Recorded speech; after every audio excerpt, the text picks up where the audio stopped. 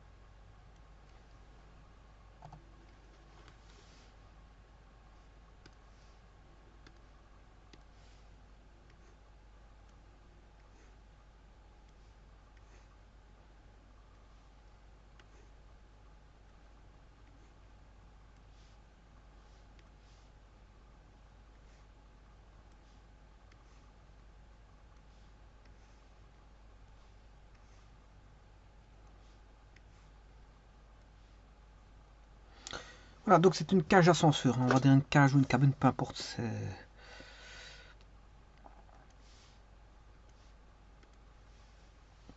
Donc on a une cage d'ascenseur soutenue par un câble. Bon, au-dessous on a les moteurs et on a le contrepoids. Alors la cabine, bon, elle descend à 3 mètres par seconde. Tout d'un coup, on arrête la cage en 2 secondes, elle s'arrête complètement. Donc elle va passer bien sûr de 3 mètres par seconde à 0 mètres par seconde. Puisqu'elle est complètement à l'arrêt. Alors, on sait que la cabine de l'ascenseur a une masse de 100 kg et qui a le câble. Bon, alors, quelles sont les forces en présence? Avant de mettre les forces en présence, je vais d'abord mettre un axe, un repère, un dé, où je vais mettre l'axe Z comme ceci, ou Z, hein, peu importe, un vecteur I unitaire de base,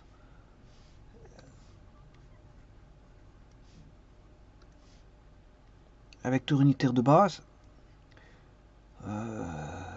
voilà, et le 0 il est là, quelque part. Donc ça va être des projections vectorielles. Alors qu'est-ce qu'on a?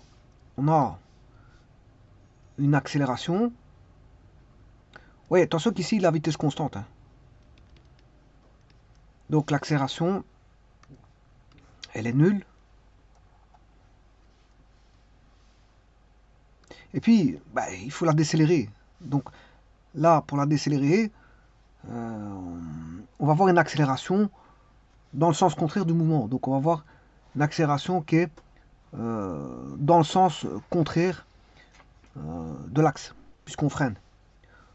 Donc on va avoir une accélération comme ceci, puisqu'on freine. Voilà. La vitesse, elle est comme ceci. Voilà. Et on a tout. Et on demande quelle est la force moyenne dans le câble. Bien sûr, le câble, il y a une tension sur le câble portée par le vecteur T, tension. Et bien sûr, au niveau des forces, on a voilà, au niveau du centre de masse. Hein, supposons qu'il est ici, le centre de masse, c'est un point fictif. Je vais mettre le poids de la cabine. Bien sûr, le poids qui est égal à M fois G. Voilà, et qu'il faut calculer la tension, la force moyenne dans le câble. Donc c'est en fait, on demande de calculer la tension que va subir le fait d'arrêter de la cabine, c'est-à-dire de l'arrêter, c'est-à-dire de la freiner pour la ramener au point 0 de la vitesse. Donc on a une vitesse qui est 3 mètres par seconde et on va passer au point 0 de la vitesse, c'est-à-dire l'arrêt complet de la cage. Et ça, en 2 secondes. Alors, 2 secondes, il ne s'agit pas d'une impulsion, mais je vous ai déjà dit qu'en mécanique, la notion d'impulsion n'est pas comme la notion d'automatisme impulsionnel, parce que le signal impulsionnel en automatisme, c'est un signal voilà, qui est respecté en tant que tel. L'impulsion, c'est une impulsion en automatisme, hein. Puisque si vous prenez ça en automatisme, c'est voilà, une impulsion, mais si vous prenez ceci, c'est un signal carré, ça c'est un signal rectangulaire. Par contre, ici en mécanique, qu'il soit comme ça, voilà, très petit ou infiniment petit, hein, voilà, qu'il soit très petit, en fonction d'un delta t très petit, ou un delta t tendant vers 0, et donc on aura un dt, hein, voilà, on va tendre vers la dérivée si delta t tend vers 0, ou qu'on ait ceci d'un temps t1 à un temps t2, ou d'un temps t1 à un temps t2. Je veux dire, bon, en mécanique, c'est considéré comme tout ça, c'est considéré comme des impulsions. Et donc, arrêter un train pendant un certain temps, si on appuie sur une pédale, c'est une impulsion, c'est considéré comme une impulsion. Alors, arrêter la cabine ici, ça va être une impulsion de force aussi. Donc, il faut traiter les impulsions. Voilà, cette notion d'impulsion. Alors, l'impulsion, il faut la connaître. Voilà, il faut connaître cette fameuse impulsion.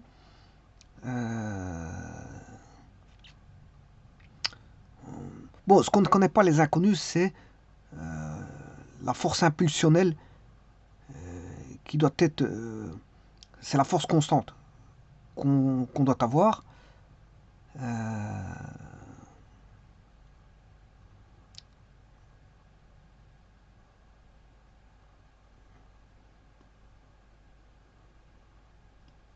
Voilà.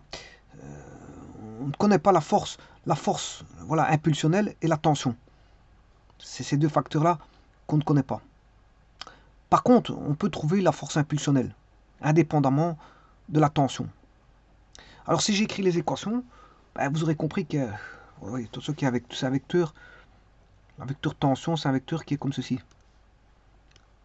Alors qu'est-ce qu'on voit? On a A porté vers le haut dans le sens contraire de l'axe, T qui est dans le sens contraire de l'axe, et le poids qui est dans le bon sens de l'axe X. Donc qu'est-ce que je pourrais écrire?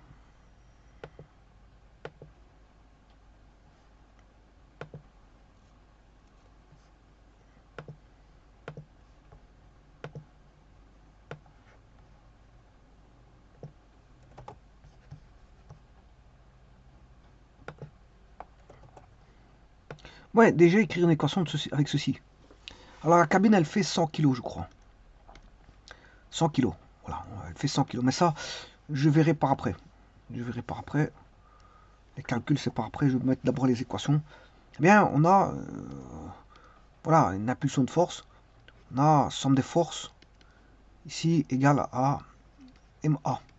Alors projeté sur l'axe, mais les forces qui sont en présence, c'est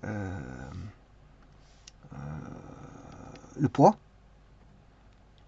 On a le poids qui est P. Alors P dans le bon sens. De toute façon, dans un premier temps, je vais écrire tout.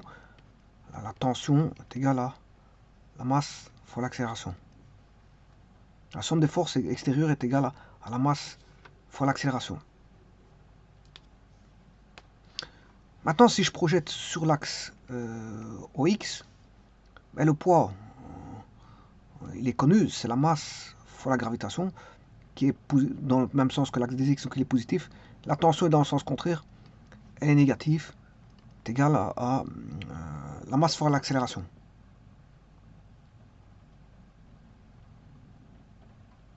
À la masse fois l'accélération. Attention que l'accélération, ici, elle est négative.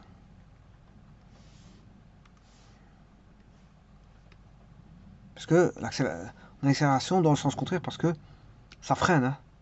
La cage d'ascenseur freine. Alors, je pourrais trouver la tension, mg plus ma, égale T. Donc T égale mg plus ma. mg plus ma. Le problème, c'est que je ne connais pas ma. Mais je pourrais le trouver par la force impulsionnelle. Hein. La force impulsionnelle qui va créer l'arrêt. Voilà, c'est comme si je disais que attention que cette force impulsionnelle elle est négative. Hein. Elle est due à l'accélération. C'est une force négative.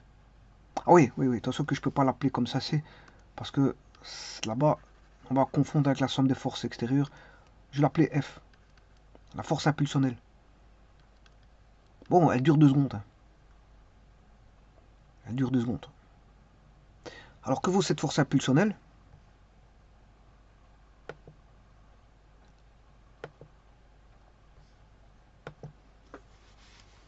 Eh bien, elle vaut ma. Donc j'écrirai que F égale justement ma. Que F égale, si je fais une projection, F est égal à ma. F vaut ma. On sait bien qu'il est dans le sens contraire de l'axe. Hein. X. Voilà. En fait, c'est moins F égale moins ma, donc F égale ma. Et donc là, je pourrais écrire que F égale m dv sur dt. F dv f dt. F dt est égal à m dv.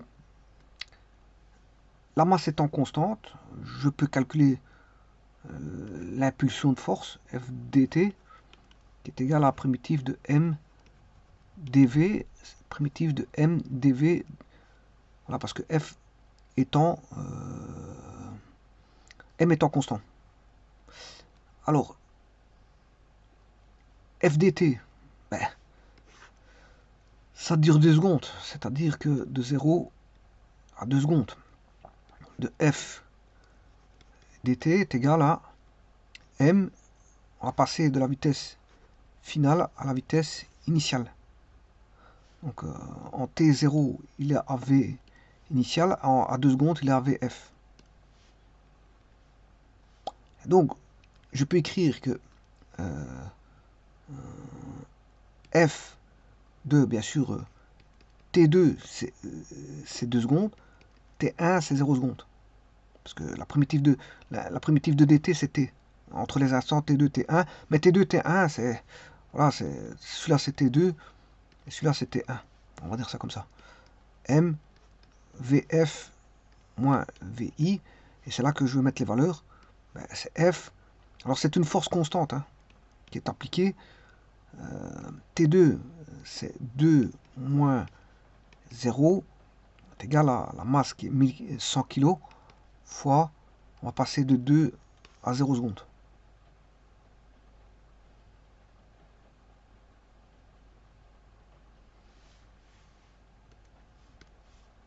Bon, ici je vais mettre une cabine de 1000 kg. Parce que c'est vrai qu'une cabine de 100 kg ça fait un peu étrange. Je vais mettre 1000 kg. 100 kg c'est pas une vraie cabine. Bon, une personne peut peser déjà. On va mettre une tonne.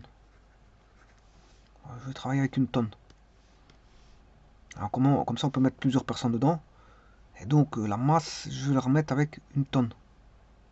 Voilà. 1000 fois 2, 2000. 2000.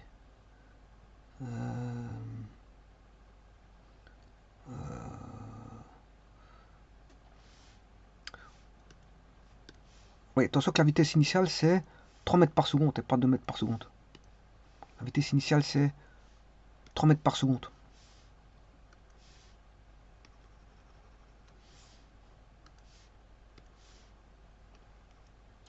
Alors, 1000 fois 3. 3000 divisé par 2, 1500. La force constante est de 1500 newtons, bien sûr dans le sens opposé, parce que c'est moins F. Donc, on a moins 1500 appliqué comme ceci. C'est une force de moins 1500 newtons, qui correspond à MA. Donc, je peux trouver l'accélération. puisque l'accélération qui est aussi négative, hein, puisqu'elle va aller dans le sens contraire de l'axe. Mais je peux 1500. Alors la force égale à MA. Alors ils sont tous les deux négatifs. Bon, mais pourquoi négatifs? Parce qu'ils sont dans le sens contraire de l'axe. F et A sont tous les deux dans le sens contraire de l'axe X. Voilà. Ici j'ai étudié en module. Voilà, donc on a 1500, c'est 1 tonne fois A. Bon, et là je peux tirer le A qui vaut 1,5 mètres par seconde carré. Donc c'est une accélération négative. Hein. Elle est négative. Voilà, 1,5 mètres par seconde carré. Bon, dans le sens négatif. Pour arrêter, il faut appliquer cette accélération-là. Bon, maintenant, connaissant ceci, je peux trouver la tension dans le câble. Alors c'est une somme. Alors ici c'est égal à mg plus ma. Mg c'est 1 tonne, alors c'est mg plus a. La tension va supporter G plus A. La tension va supporter la masse, bien sûr, et G plus A. Donc c'est le poids, un poids plus lourd. La tension va supporter un poids plus lourd dû au freinage. Parce que vous voyez que là, c'est le poids de la cabine, et ça, c'est, je veux dire, un poids dû à une force de freinage. Hein. Ça correspond à un poids dû à une force de freinage. Voilà, un peu spécial, mais c'est comme ça. Donc le poids total, mais il est dû à c'est une augmentation de poids qu'on a. On a une augmentation de poids pour freiner la cabine. Donc la tension dans le câble supporte plus que le poids. Voilà, il vaut G plus A. Alors, 1,5. Alors soit je calcule avec F. Alors il y a une manière de calculer de deux façons. Soit avec la force de freinage. Donc T, la tension, c'est mg plus ma, sachant que ceci, ça fait 1500, et que le poids fait 1000 fois 9,81. Ça fait 9000. Voilà, je peux prendre 10. Hein. 1000 fois 10, ça fait 10 000. On va dire 10 000. C'est beaucoup plus facile. Je prends G ici égale 10 mètres par seconde carré. Donc, la tension vaut environ 1000 kg fois 10. Son poids, c'est 10 000 newtons, plus 1500 newtons dû à voilà, cette impulsion de freinage pour pouvoir ramener une accélération en sens contraire et freiner, c'est-à-dire ramener à zéro la vitesse initiale, ramener la vitesse initiale à une vitesse finale de 0, sachant qu'elle est à 3 mètres par seconde. Donc ce qui fait 11 500. 11 500 newtons.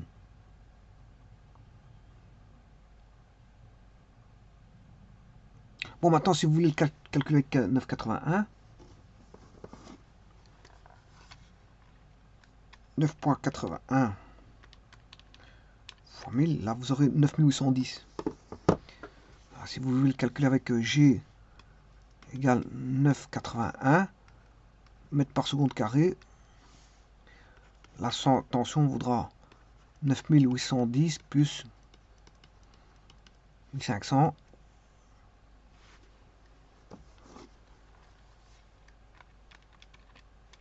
Qui fait 11 310. 11 310 newtons.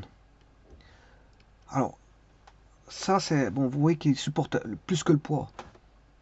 La tension supporte plus que le poids parce qu'il faut le freiner. Alors, maintenant j'aurais pu le calculer autrement. En faisant tout simplement T est égal à mg plus a plus ma en calculant à partir des accélérations. C'est-à-dire que là, j'aurai M, je mets M en évidence, j'ai G plus A. Alors le G, c'est 9,81. Plus l'accélération pour le freiner, c'était je ne sais plus de combien, 1,5. 1500 divisé par 1000. 1,5. Et donc l'accélération ici est plus grande. Hein. On n'a plus 9,81, mais 9,81 plus 1,5, ce qui fait 11,31. Et l'accélération est de 11,31 mètres par seconde carré. Et donc, comme on a une masse de 1000 fois 11,31, ce qui fait 11 310 newtons pour la tension sur le câble, et vous retrouvez au fameux 11 310 newtons.